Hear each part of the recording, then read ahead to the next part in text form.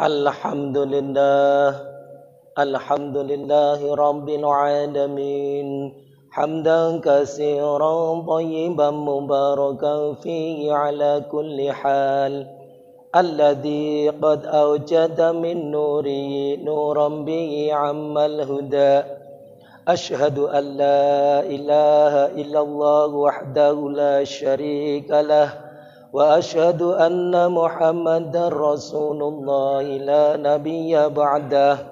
Allahumma salli wa sallim ala nabiyyil karim wa rasulil azim sayyidina wa nabiyyina wa habibina Muhammadin wa ala alihi wa sahbihi ajma'in. Amma ba'd fa ya ibadallah usikum wa nafsi bitaqwallah faqad fazal muttaqun.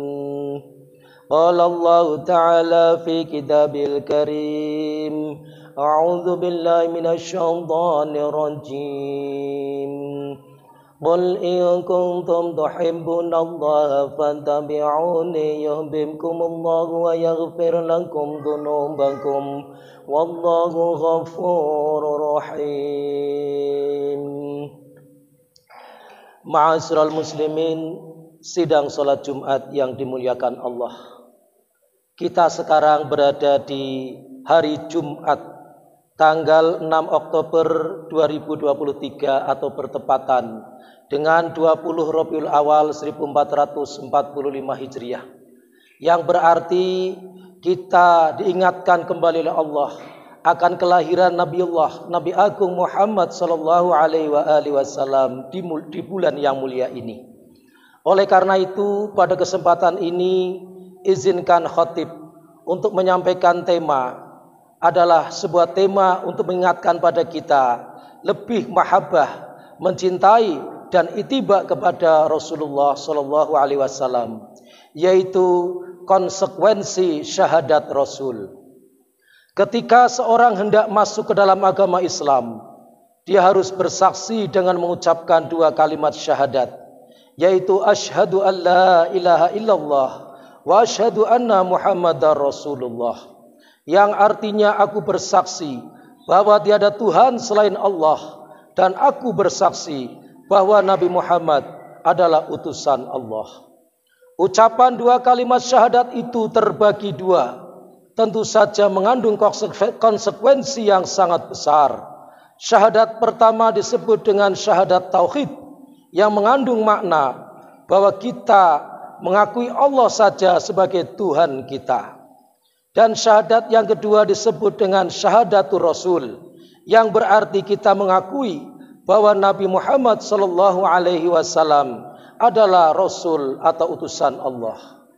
Dengan mengucapkan syahadat Rasul, seorang muslim sebenarnya tidak hanya mengakui Nabi Muhammad sallallahu alaihi wasallam sebagai Rasul, tetapi juga akan menjadikan Nabi Muhammad SAW sebagai teladan hidup dan kehidupan yang harus diikuti dan ditaati dalam berbagai aspek kehidupan.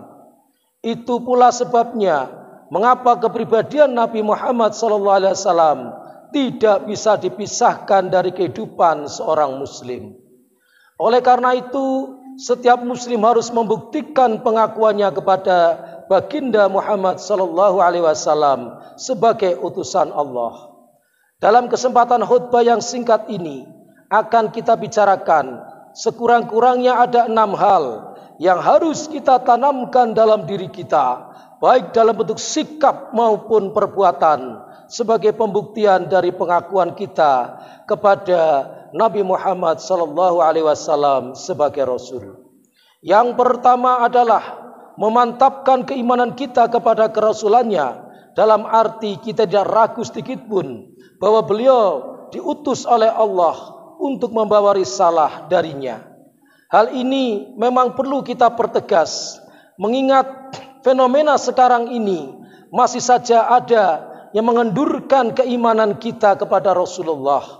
Bila pengenduran keimanan kepada Rasulullah itu berhasil, maka seseorang menganggap Rasul itu hanya dongeng belaka, yang risalahnya sama saja dengan yang dibawa nabi-nabi palsu. Naudzubillah. penegasan agar kita tetap beriman kepada Allah dikemukakan oleh Allah dalam firman-Nya. A'udzu billahi minasyaitonir rajim. Ya ayyuhalladzina amanu aminu billahi wa rasulihi wal kitabil ladzi nazzala ala rasulihi wal kitabil ladzi anzala min qabl wa man yakfur billahi wa malaikatihi wa kutubihi wa rusulihi wal yaumil akhir faqad dhalla dhalalan ba'ida. Hai orang-orang yang beriman, tetapkanlah beriman kepada Allah dan Rasul-Nya dan kepada kitab yang telah Allah turunkan kepada Rasul-Nya serta kepada kitab yang Allah turunkan sebelumnya. Barang siapa yang kafir kepada Allah, malaikat-malaikatnya, kitab-kitabnya dan Rasul-Rasulnya dan hari kemudian, maka sungguhnya orang itu telah sesat sejauh-jauhnya. Al-Quran Surah An-Nisa ayat 136. Konsekuensi yang kedua yang harus kita buktikan sebagai orang yang telah bersyahadat Rasul adalah mencintai Rasulullah SAW melebihi kecintaan pada dirinya sendiri. Lebih mencintai Rasul berarti lebih mengutamakan pelaksanaan ajaran yang datang dari Rasulullah ketimbang menuruti hawa nafsunya sendiri. Allah Ta'ala berfirman dalam Al-Quran, A'udzu billahi minasyaitonir rajim. Qul in kana aba'ukum wa abna'ukum wa ikhwanukum wa azwajukum wa 'ashiratukum wa amwalun iqtaraftumuha wa tijaratun takhshawna kasadaha wa masakinu tardawnaha ahabba ilaikum minallahi wa rasulih wa jihadin fi sabilihi fatarabbasu hatta yatiyallahu bi amrih wallahu la yahdil qaumal fasiqin. Katakanlah jika bapak-bapak, anak-anak, saudara-saudara, istri-istri kaum keluargamu, harta kekayaan yang kamu usahakan, perniagaan yang kamu khawatiri kerugiannya, dan rumah-rumah tempat tinggal yang kamu sukai adalah lebih kamu cintai daripada Allah dan Rasul-Nya dan dari berjihad di jalannya, maka tunggulah sampai Allah mendatangkan keputusannya dan Allah tidak memberi petunjuk kepada orang-orang yang fasik. Al-Quran Surah At-Taubah ayat 24. Sidang salat Jumat yang berbahagia. Konsekuensi ketiga yang harus kita buktikan bila kita sudah bersyahadat Rasul adalah mentaati perintahnya. Sebagaimana pada masa lalu para sahabat Rasulullah telah melaksanakan perintah-perintah beliau meskipun terasa berat dan tidak menyenangkan untuk dilaksanakan bila dilihat dari sisi duniawi. Kecintaan kepada harta merupakan salah satu bentuk kecintaan duniawi. Tapi manakala Rasulullah memerintahkan kita untuk mengeluarkan harta guna dimanfaatkan di jalan Allah, maka para sahabat radhiyallahu anhum tidak segan-segan untuk mengeluarkannya. Begitulah di antara gambaran orang yang taat kepada Rasulullah SAW. Dan ketaatan kepada Rasul memang satu keniscayaan. Dengan begitu kita akan tergolong ke dalam kelompok orang yang taat kepada Allah Subhanahu wa taala. Allah Subhanahu wa taala berfirman, A'udzu billahi minasyaitonir rajim. May yuti'ir rasula faqad ata'a Allah wa may tawalla fama arsalnaka 'alaihim hafidha. Barang siapa yang mentaati Rasul itu, sesungguhnya ia telah mentaati Allah.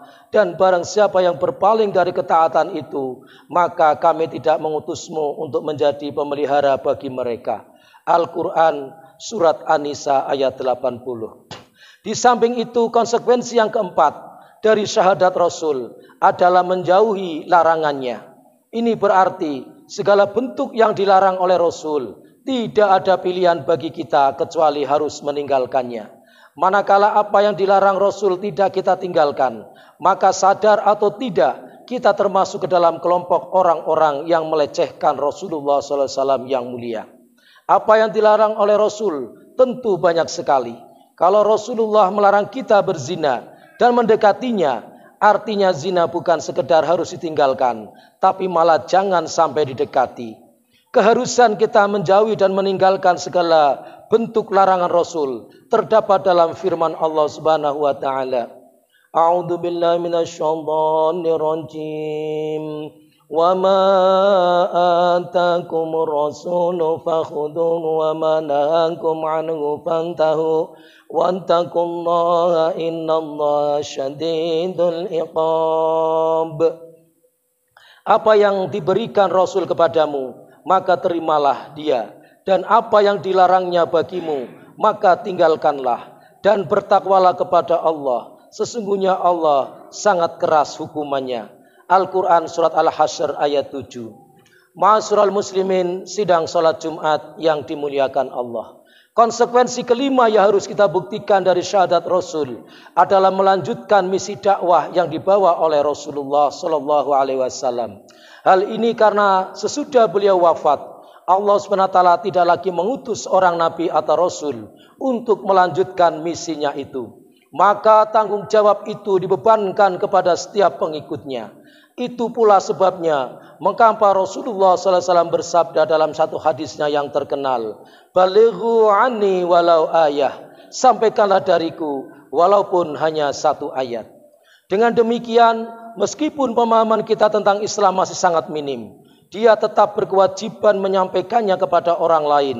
Dan dengan sebab itulah setiap muslim harus berfungsi sebagai da'i atau orang yang mendakwahkan ajaran Allah, ajaran Islam yang mulia. Dan ini sekaligus menjadi rangsangan bagi setiap muslim untuk selalu menjadikan teladan yang baik bagi orang lain. Karena tidak dibenarkan apabila terjadi kontradiksi antara ajaran Islam yang disampaikan dengan sikapnya dan perilakunya sehari-hari. Konsekuensi yang terakhir atau yang keenam adalah mendukung pejuang-pejuang risalahnya.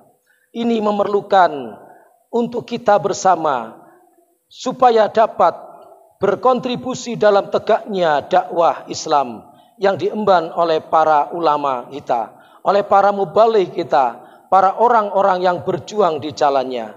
Sehingga Islam akan terus bercahaya dan memberikan sinar hidayahnya ke seluruh alam. Allah SWT berfirman dalam Al-Quran, A'udzu billahi minasyaitonir rajim. Yuriduna liyutfi'u nurallahi biafwahihim wallahu mutimmu nurihi walau karihal kafirun.